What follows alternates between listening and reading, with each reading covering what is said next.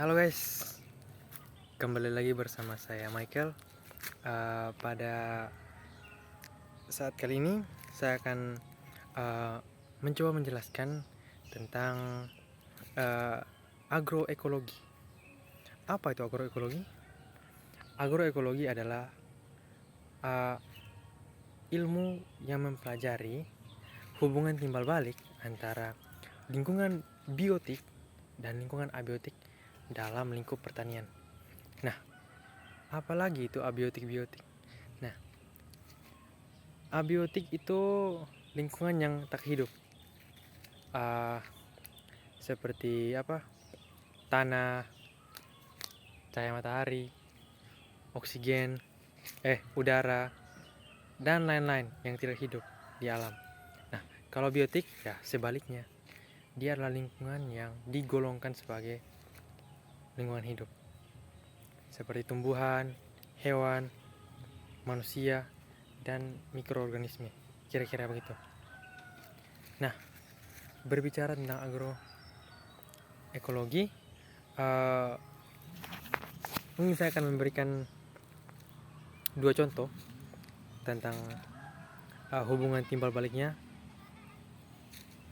yang ada di sekitar kita begitu. Nah, yang pertama mungkin tentang hubungan timbal balik antara mikroorganisme dan tanah. Nah, tadi kan agroekologi itu hubungan timbal balik antara lingkungan abiotik dan biotik. Nah, si mikroorganisme ini dia abiotik, dia hidup, lingkungan hidup maksudnya.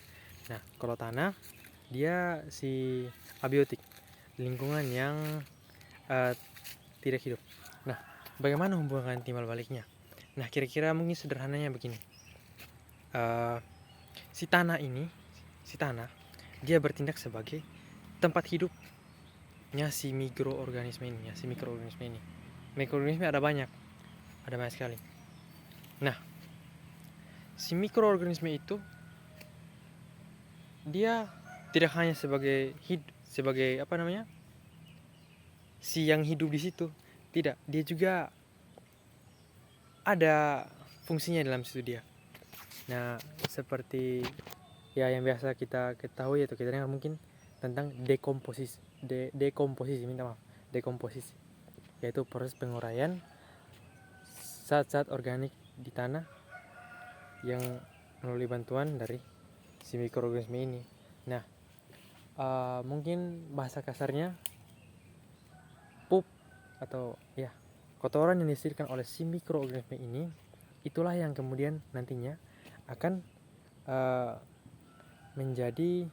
akan kembali ke tanah, dan bahasa awamnya akan membuat tanah kita menjadi subur, kira-kira begitu.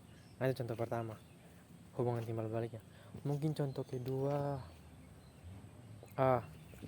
tanaman dan udara. Nah, di udara kan bukan cuma oksigen ya teman-teman, ada banyak gas-gas lain ya, seperti karbon dioksida atau CO2. Nah, bagaimana hubungan timbal baliknya dengan tanaman? Nah, tanaman pada proses fisiologisnya